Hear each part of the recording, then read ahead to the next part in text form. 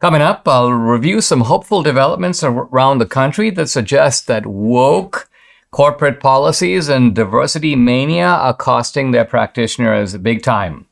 I'll examine the case of former Georgia GOP chair David Shafer to expose the absurdity of Fani Willis's conspiracy allegations in the Georgia case. And CNN offers its readers a guide to pronouns from A, this is AE, to ZE, from A to Z. I can't stop chuckling. You got to hear this. Hey, if you're listening on Apple, Google, or Spotify, please subscribe to my channel. Also, if you're watching on Rumble, and on Rumble, there's a little red button at the top. It says join. If you click on that, you can explore my locals channel. This is the Dinesh D'Souza Show.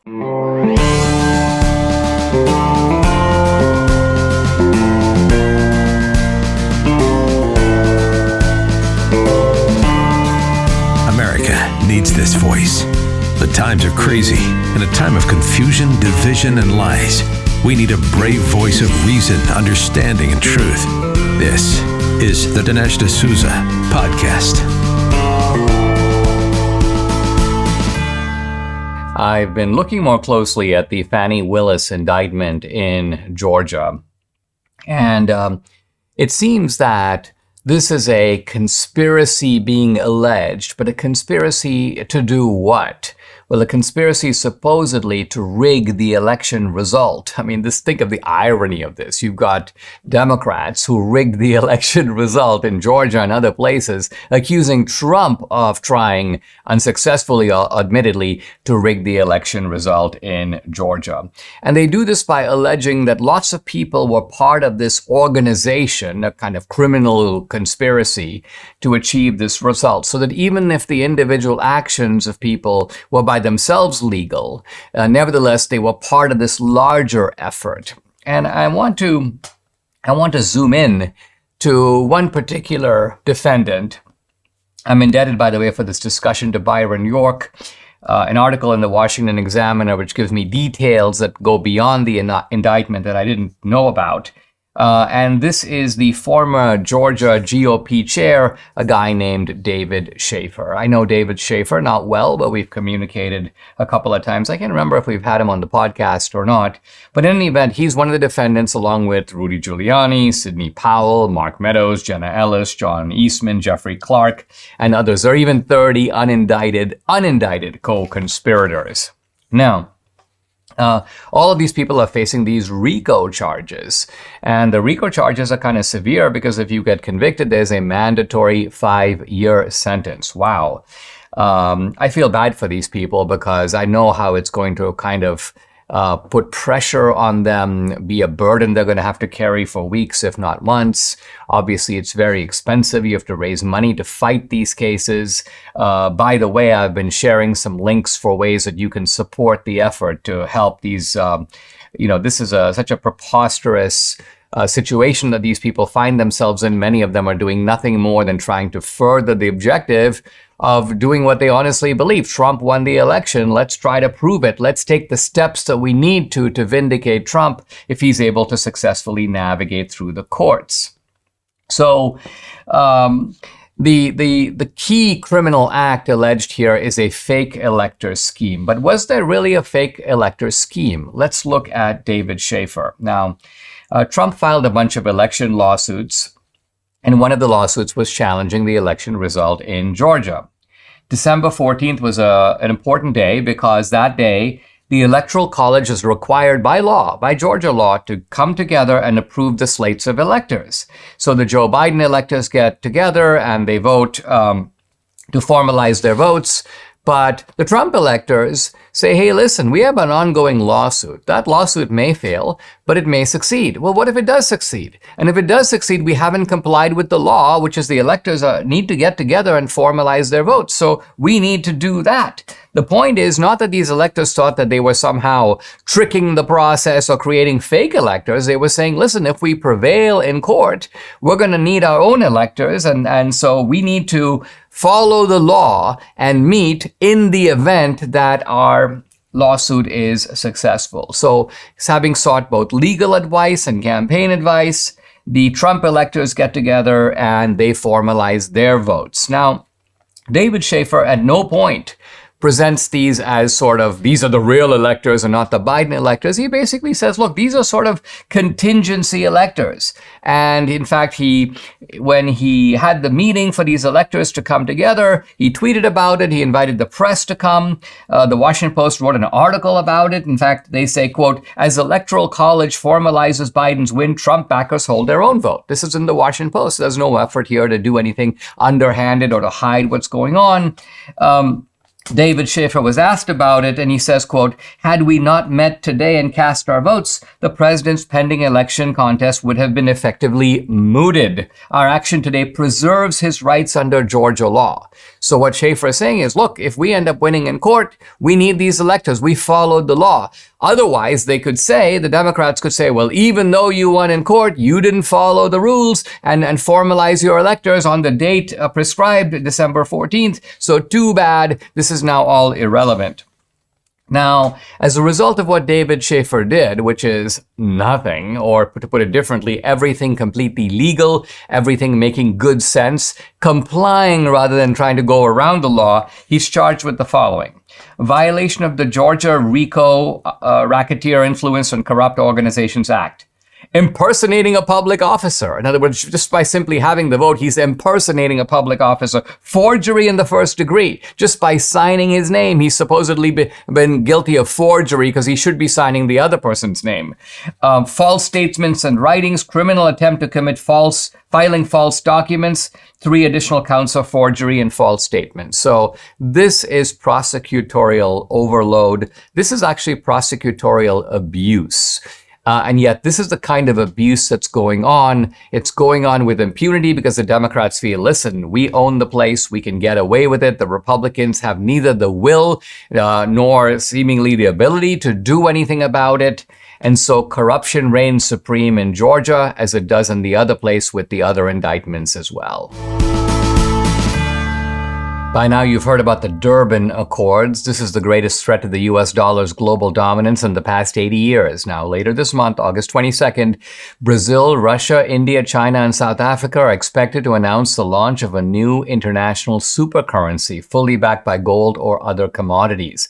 It's part of a long-term plan to supplant the U.S. and the dollar as cornerstones of the global financial system. Well, how can you protect your savings, your IRA, your 401k from the fallout from this landmark global shift? Well, you can diversify with gold from Birch Gold Group. Historically, gold has been a safe haven in times of high uncertainty, and hey, that is right now. Get a free information kit on gold IRAs. Decide for yourself if a tax-sheltered retirement account backed by physical precious metals is right for you. Text the word Dinesh to 989898. There's a monumental shift happening among nations that control 1/3 of the world's GDP starting August 22nd. So protect your retirement savings. Text Dinesh to the number 989898. Claim your free information kit on gold from Birch Gold.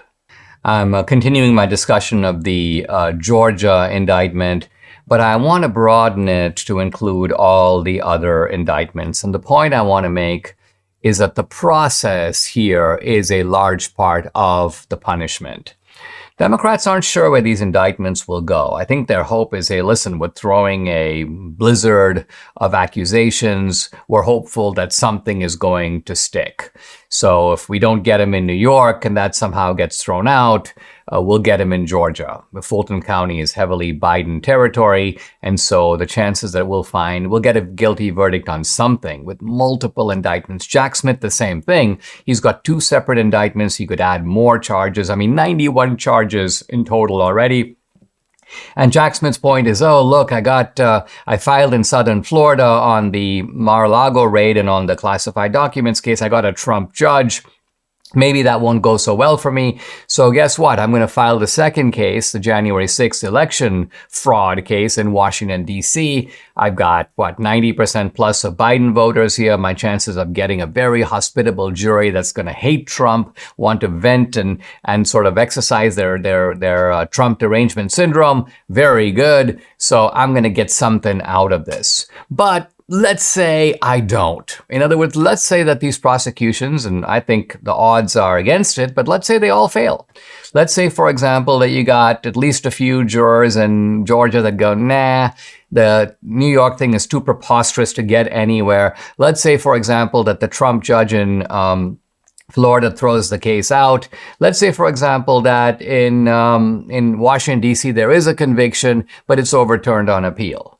Well, nevertheless, what have the Democrats accomplished? And I think this is really why they feel like there's no downside for them. This is why they are pushing ahead. They feel like this is a no-lose proposition. Because in the meantime, they get to inflict tremendous damage, not only on Trump, but also in the Georgia case, for example, on the other defendants. I mean, think about people like Rudy Giuliani. Now, Rudy Giuliani has been facing legal attacks and legal hassles for now some years. I mean, more than 2 years, going back to the 2020 election. And this is a guy who is, he's a guy of reasonable means, but he's not a super wealthy guy. Trump, at least, is a billionaire. Trump has the ability, although even for Trump, we're talking about legal fees now, not just in the hundreds of thousands, but going into the millions, maybe the tens of millions of dollars.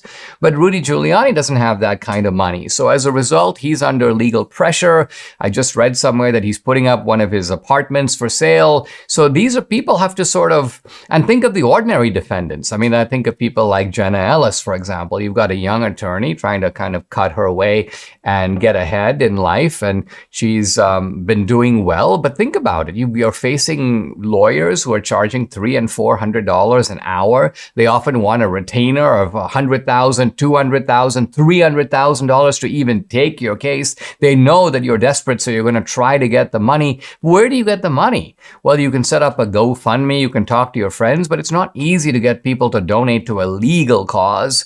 And so this is the left knows that they're putting Trump and Trumpsters in a very difficult position. And not to mention the fact that the government has unlimited resources. I mean, I experienced this a little bit myself.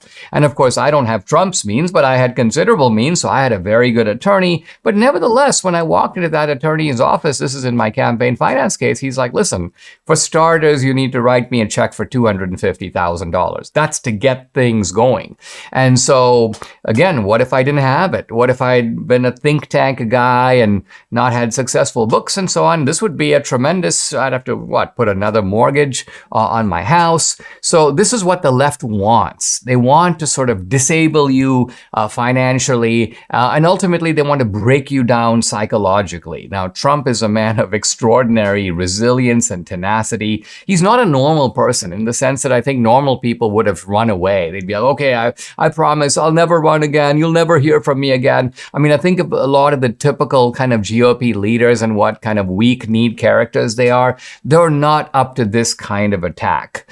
So the Democrats kind of know this, and they're like, look, we're going to make these people miserable. The process of arresting them, you could see the sheriff and Fulton County is like, yes, we get to put this guy, Trump, in handcuffs. We get to take his mugshot. Now, politically, this all might go wrong. It might backfire on the left. Independents could look at it and go, wait a minute, something has gone deeply wrong in America. I certainly hope that happens. But in the meantime, you've got these sadistic Democrats who are enjoying this. You can see the kind of social media glee every time there's some additional charge, some additional humiliation, some additional form of attack. They're enjoying this immensely while it lasts. As most of you know by now, Debbie and I love the MyPillow products. We have them all over our home. Just the other day, Debbie is like, hey, we need some kitchen towels. And wouldn't you know it, MyPillow's got a deal on them. They have 4- and 6-piece sets, come in a variety of colors. And if you use promo code Dinesh, you get 25% off on all of them. Hey, you can't have too many kitchen towels, so now is your chance. MyPillow is having sales on all the products. Go to the website, mypillow.com. You can check them out. Use promo code Dinesh. You'll get 25% off the MyPillow kitchen towels and discounts on all the other stuff. You can also call the number 800-876-0227. That number again, 800-876-0227, or go to mypillow.com. Make sure to use the promo code. It's DINESH, Dinesh. I'm beginning to notice that diversity, the whole DEI business, diversity, equity, inclusion, all of this woke policy is starting to get slapped down. And it's starting to get slapped down from different quarters. Different organizations and companies and institutions are getting chastised for their overenthusiasm in this area. And you may say that our side is beginning to fight back. Now, this is very encouraging, and I'm going to look at several specific examples of this.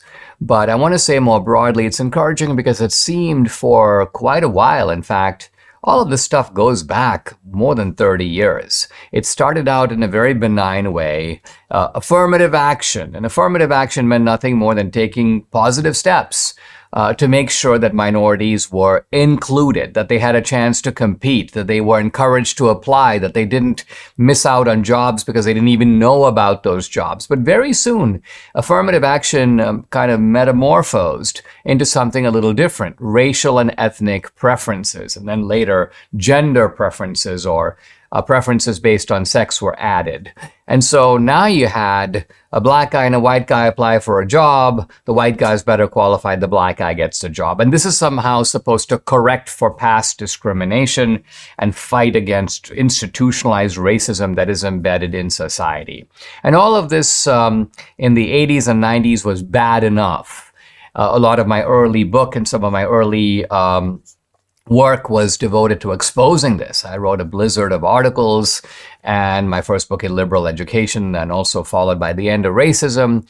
But all of this just got worse. It got worse because racial preferences, which, by the way, were mainly focused on university admissions. But even in universities, there was no talk about basically giving black kids a break on grades.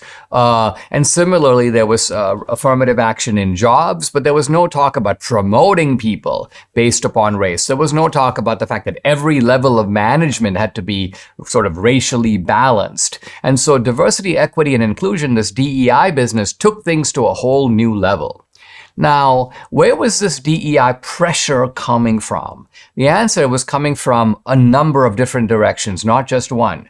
It was coming from the Biden administration using the levers of law.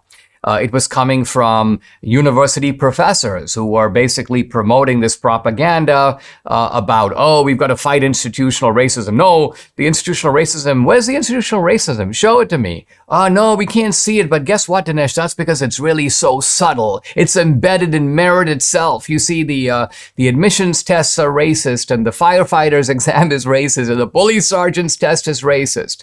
Racist? How can it be racist to carry a hose and run for 50 yards? Well, there's not everybody is equally strong, Dinesh. Men and women that don't have equal strength. So on it goes. And so university professors create the intellectual, if you will, substructure. Then the media amplifies what they have to say. Then indoctrinated young people enter into these corporations and they go, yes, we got to have diversity. So they put pressure on management. In fact, some of them threaten to leave. We'll leave this publishing house if you publish this book. We'll leave this publishing house if the publishing house itself and all the editors aren't racially balanced. So all of this madness is going on, and it looked for a while to be unstoppable. It's unstoppable because, after all, even these corporations don't really have anything pushing on the other side. Even financial capital firms that are investing in companies like Bud Light and like Target. These financial companies are now captivated by ESG. And ESG covers climate, but it also covers diversity. And so these financial capital firms are like, listen, if you don't get a high ESG score, then we're not going to put money in your corporation. And so the companies, again, now not only have a sort of internal pressure from their employees, not only do they have the Biden administration trying to cajole them, but they now have a financial incentive. So talk about an irresistible force. And if you want to know why so many companies that probably don't care about any of this, nevertheless go along with it, it's because it seems like there is pressure coming from all directions and, critically, no counter pressure coming from the other side. Well, happily now there is counter counter pressure, and the counter pressure is coming from not just one source. You may think, well, it's coming from the consumer, and this is very important. The consumer, the ultimate sort of the person who buys the product, can push back. The problem has been that consumers are not organized. They don't know how to push back. They say, well, I won't shop at Target, but Target doesn't even know about it. So if one guy decides to do that, it doesn't matter unless you can organize a movement that goes, none of us are going to shop at Target, and Target is going to feel it at the cash register. But I'm going on to argue in the next few segments that it's far more than that. This is not just a matter of consumer action. It's also a matter of legislative action. It's also a matter of governors like DeSantis moving in and taking responsibility and pushing back. And it's also ultimately a matter of organizations and law firms that are challenging these policies. So in other words, our side is getting smart, and the pushback is turning out to be pretty effective. Debbie and I are on a really good health journey. We still struggle to eat enough fruits, veggies, and fiber. Now, lucky for us, we discovered Balance of Nature. And what better way to get all your fruits and veggies plus fiber than with Balance of Nature? This is Balance of Nature's fruits and veggies in a capsule, so easy to take, made from fresh whole produce. The produce is powdered after an advanced vacuum cold process, which stabilizes the maximum nutrient content. And this is Balance of Nature's Fiber and Spice, a proprietary blend of fiber and 12 spices for overall and digestive health. Join Debbie and me. Start your journey to better health right now. Call 800-246-8751 or go to balanceofnature.com. You get 35% off your first preferred order by using discount code America. Again, the number to call, 800-246-8751 or go to balanceofnature.com. Get 35% off your first preferred order by using discount code America.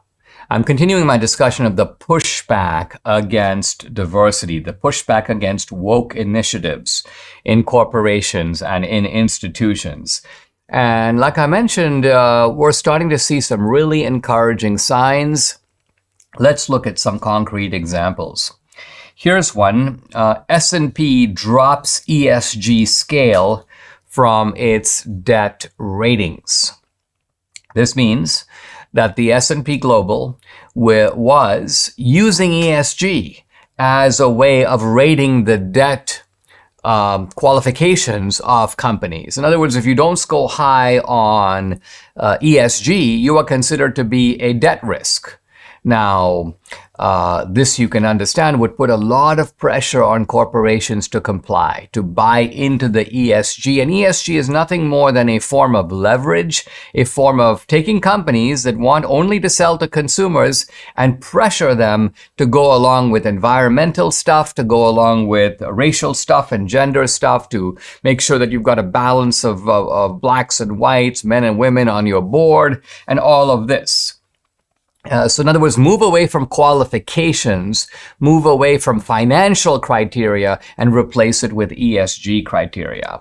But for the first time, Republican officials across the country are challenging the S&P. And they're basically saying, and there have been a couple of big states that have decided, hey, listen, if the S&P goes with ESG, and if corporations go with ESG, we're going to pull state funds away. By the way, huge pension funds on behalf of the state employees and so on that are invested in these corporations. So it turns out that the states have considerable leverage, and Republican states have basically said, listen, this is pernicious. You are bullying these companies into submission, using the ESG kind of battering ram. And we're going to hold you accountable for this. So the S&P has decided this is kind of getting a little hot in the kitchen. And so guess what? Let's just kind of drop this ESG business. And so ESG is now taken off the S&P website. The S&P website had this quote, the ESG advantage. Now there's no advantage. Everybody knows this is like saying there's the diversity advantage. No, colleges that take kids who are not qualified have no advantage. The average intelligence intelligence of their student body goes down when they do this kind of stuff. But this is all a pretense. This is the left's, we're going to force you to do this, but guess what? It's really good for you. It's a kind of medicine. Anyway, the S&P decided that there is no ESG advantage, or at least that they're now getting countervailing pressure, and so they've dropped the ESG scale from their debt ratings. So let's go to example number 2. Veto overridden. This is from NBC News this morning. Ban on gender-affirming care for minors takes effect. And NBC put out a tweet today basically saying, transgender youth are going to lose access. This is one of their favorite phrases, lose access to gender-affirming care. Now, let's look at these euphemisms that they use. First of all, who's losing access? It's not really the transgender youth. It's the medical industry that is making giant profits through essentially the ruthless exploitation, the sexual exploitation of young people. That's the access that's being lost, but no mention of that in the NBC article. Transgender youth are losing access. The second thing is gender-affirming care. We're talking about sexual mutilation. We're talking about abusing people's bodies in such a way that they have a higher tendency to have depression, low self-image, look upon themselves as hateful, attempt to take their own life. All of this is gender-affirming? No, it's actually a degradation of humanity. In a sense, it's an effort to twist nature in a manner that nature can't really be twisted. Why? Because after all, our biological identity is a given. We can change it in certain ways, and we do, and there are benign ways to change it. I mean, if I wear glasses, I'm obviously improving upon nature so I can see better. No problem with that. But there are other fundamental ways of abusing your body with the cooperation, by the way, of therapists, the medical industry, and so on. So guess what? In North Carolina, the governor, Roy Cooper, had vetoed a bill that bars medical professionals from providing hormone therapy, puberty-blocking drugs, surgical gender transition procedures to anyone under 18. Can't do it. And the governor, by the way, this guy, Roy Cooper, very bad news. He pretends to be a moderate. He's like, oh, I'm very sensible. No, he's not. He's a left-winger when it comes to votes. And then he backs it up with rhetorical moderation. And guess what? The good news here is that the Republicans were able to get Democrats. So in other words, they got enough votes to overturn the veto. So you need usually a supermajority to do that. A normal majority won't suffice. And typically for Republicans, that's a problem. If you have a Democratic governor, as you happen to in a couple of these red states, they have enormous power because Republicans can't override the veto. But the veto was overridden here. And so North Carolina now becomes the 22nd state to have legislation that restricts or bans the so-called gender-affirming medical care. But what I'm getting at here is this isn't just consumers who go, I'm not going to drink Bud Light, or consumers who go, I'm not going to go to Target. This is using the power of legislation. And in the earlier case, using the power of the states exercising a leverage on the S&P. In both cases, this is conservatives finally deciding, listen, we also have power if we will only use it. If aches and pains are your problem, Relief Factor is your solution. Debbie and I started taking Relief Factor a couple of years ago, and what a difference we've seen in our joints. Nothing short of amazing. Aches and pains are totally gone thanks to this 100% drug-free solution. It's called Relief Factor. Now, how does it work? Relief Factor supports your body's fight against inflammation. That's the source of aches and pains. The vast majority of people who try Relief Factor love it. They order more because it works for them. Debbie's a true believer. She can now do all these exercises, planks, push-ups, and so on that for a long time she wasn't able to do. So Relief Factor has been a real game changer for her aunt, other members of our family, Mike here in the studio, and for many other people. You too can benefit. Try it for yourself. Order the 3-week quick start for the discounted price of just $19.95. Go to relieffactor.com or call 800-4-RELIEF to find out more about this offer. The number again, 800-4-RELIEF, or go to relieffactor.com. Feel the difference. I'm continuing my discussion of the pushback against diversity, or so-called DEI initiatives, both in higher education as well as in corporate America.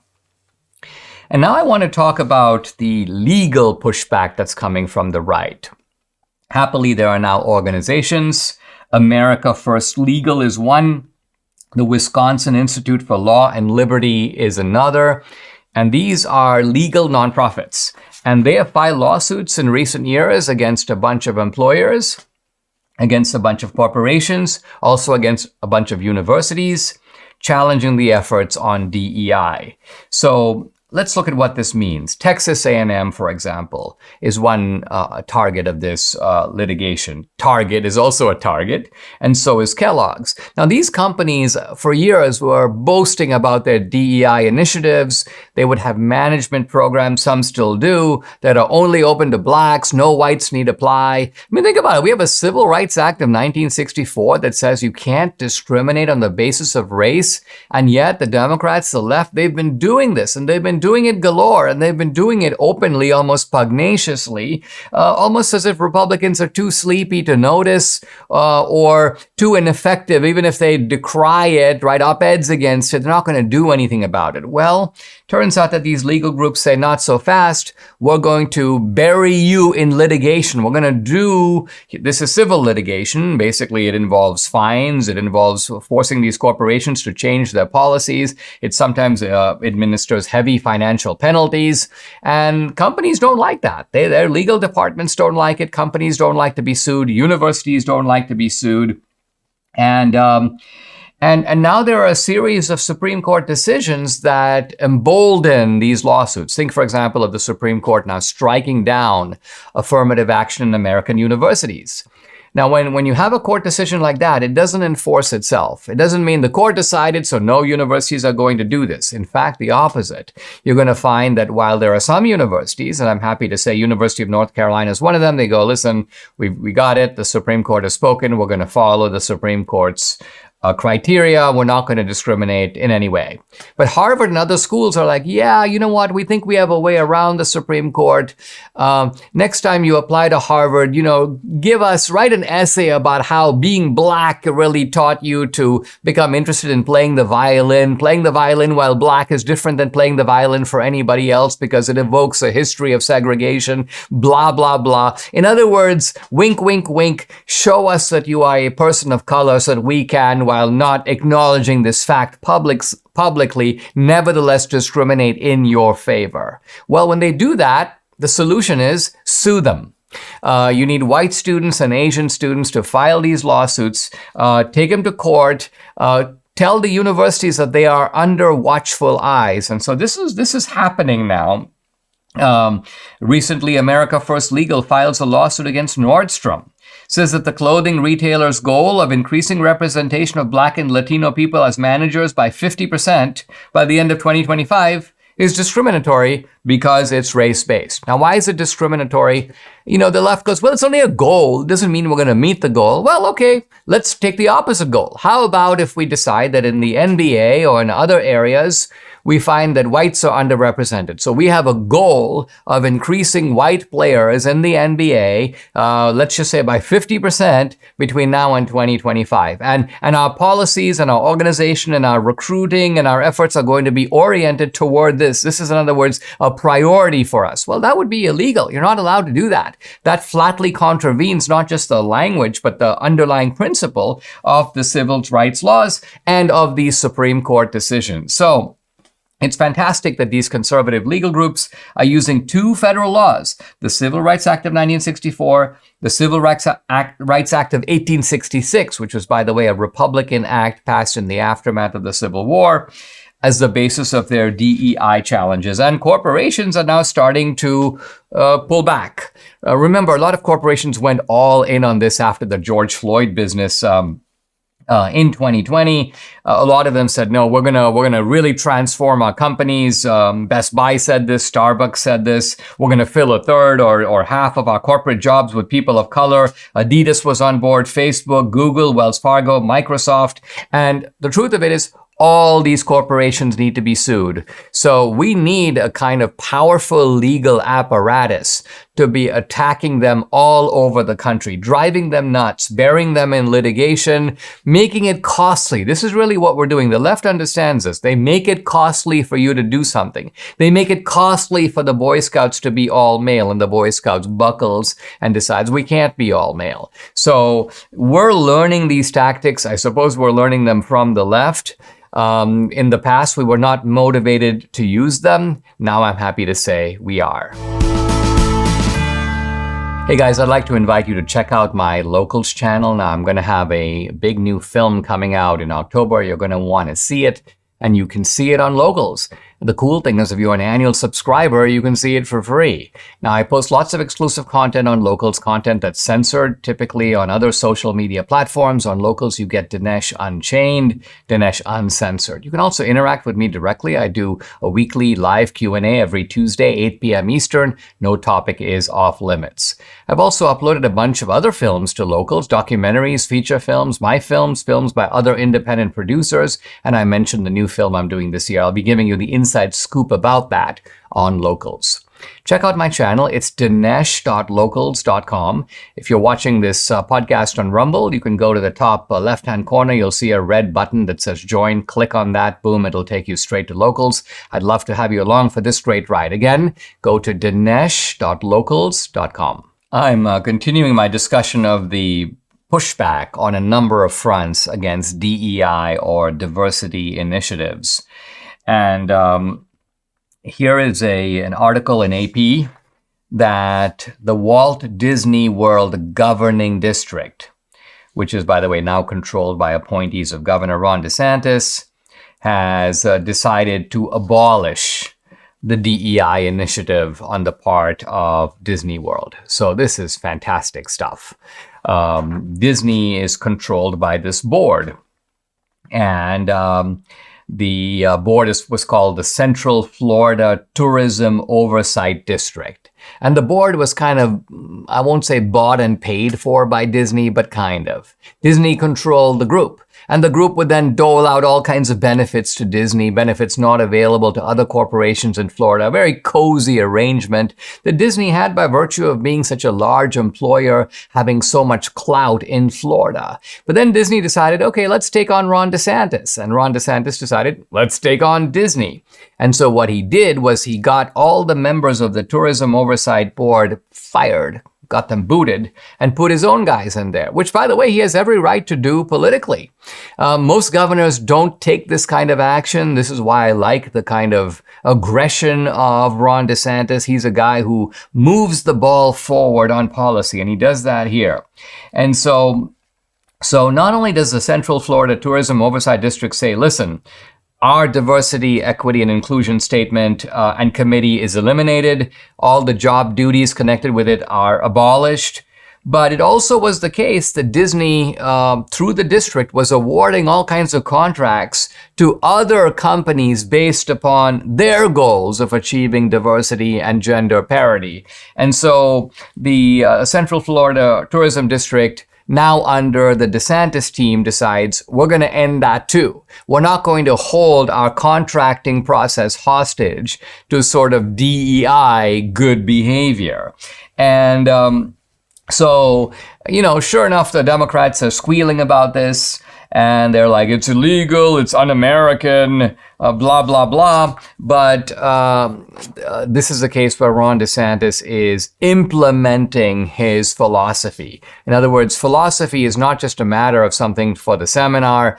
It should be put into policy, and here it is. And my final example of pushback against diversity is far afield from this, a little different.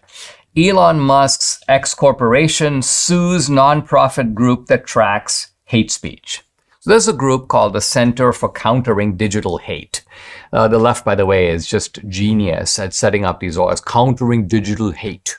What does the group do? Basically, they target conservatives. They identify conservatives. They find, statements that can be seen to be hateful. They're not actually hateful. They're just, let's say, for example, the statements I made earlier about gender affirming care isn't actually affirming.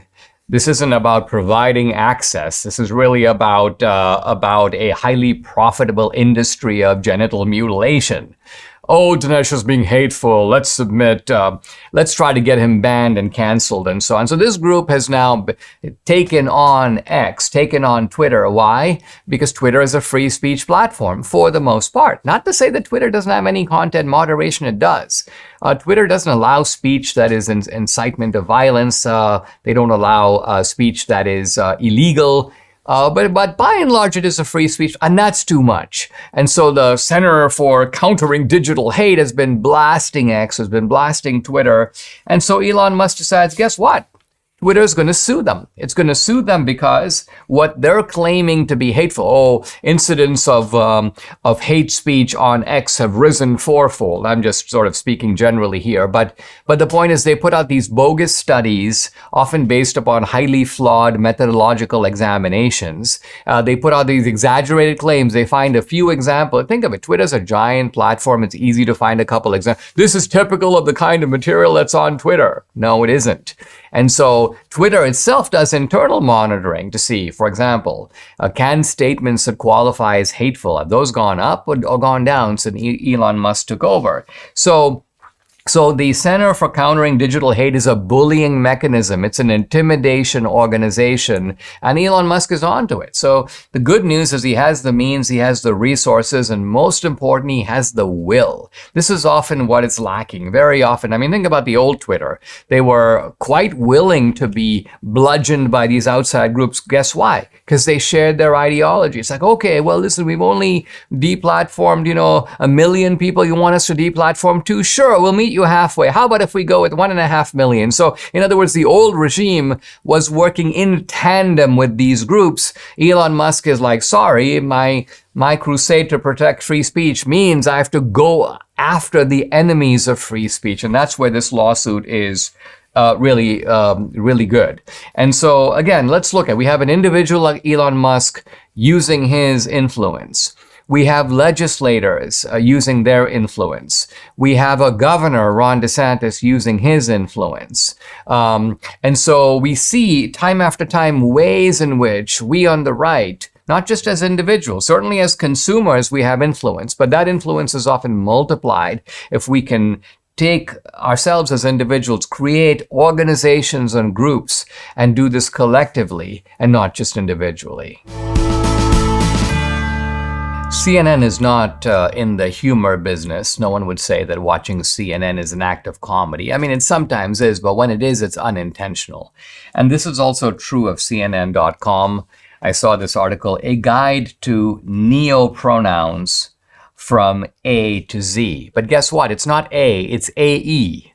AE from A to Z, and Z is ZE. So apparently this is a guide to pronouns, and for those of us who are kind of on the out, don't know this inside vocabulary, I'm like, okay, let's find out about this. So here goes the article. It says, well, pronouns are very common. He's my boss, our dog is cute, they have an exam today.